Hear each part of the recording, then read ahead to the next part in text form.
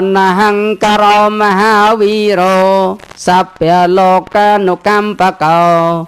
Vanta sangsara kamano sapya kamya teto tatsati Priatana hang ko sama samput praong chi mahavira Trung ạ nực rô sát thva lục tiếng buông Trung leh bong nà ca trạch tưក្នុងសង្សារវត្តបានហើយសូមប្រទាននៅវត្ថុដែលគួរប្រាថ្នាទាំងពួងឲ្យសពសពកាលសាព្យាពិពុសាព្យាវិទុសាព្យាទេវៈក្រតមោ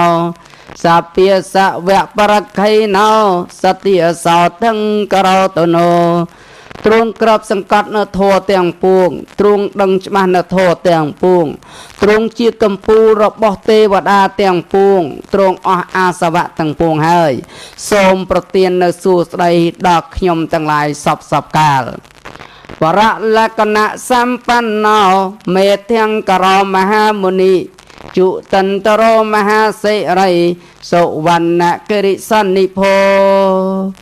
ព្រះមេធាំងកសមាសម្ពុទ្ធទ្រង់ដល់ព្រមហើយដែលលក្ខណៈដ៏ប្រសើរជាព្រះមហាមុនីទ្រង់ទ្រង់នៅភាពរុងរឿងទ្រង់មាននៅមហាសិរីប្រៀបដូចជាភ្នំនៃមាសតបរូបោមហាកាយោមហានិធោមហាពលោមហាការណិកោសត្ថា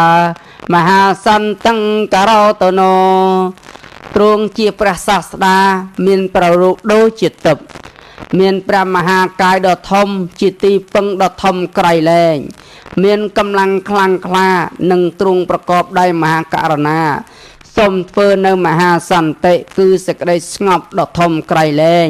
ដល់ខ្ញុំទាំងឡាយសពសពកាលមហាមោហៈតមង្ហន្តវាយោនិថោសរណង្ករោទេវាទេវមនុស្សានੰលោកកានញ្ចហេតង្ករោព្រះសម្មាសម្ពុទ្ធអង្គឯណាព្រះនាមសរណង្កោទ្រង់កំចាត់នៅងងឹតគឺមោហៈដ៏ធំបានហើយជាទីពឹងធ្វើនៅប្រយោជន៍ដល់ទេវតានិងមិនមែនជាទេវតា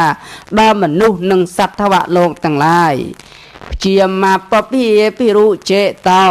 និក្រោធបរិមណ្ឌលោនិក្រោធបកពំពុទ្ធោសតិសោថង្ករោតនោ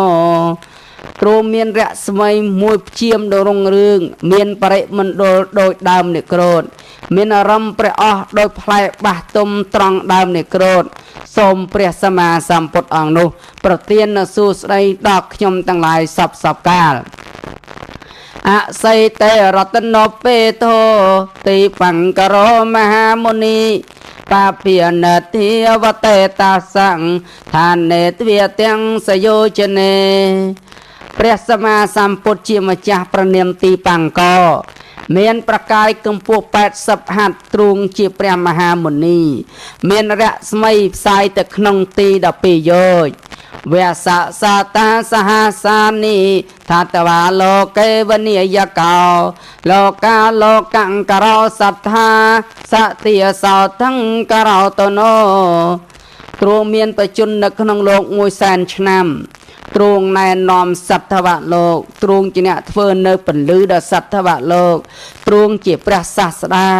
សូមប្រទាននូវសួស្តីដល់ខ្ញុំទាំងឡាយសពកាល